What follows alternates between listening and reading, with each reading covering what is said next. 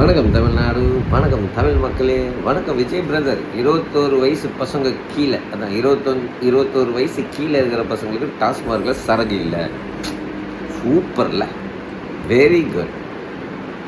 Loop whole நாங்கள் சொல்லிட்டா, யோ ஒரு டிசிஷன் எடுத்தால் லூப் ஹோலே இல்லாத மாதிரி டிசிஷன் எடு.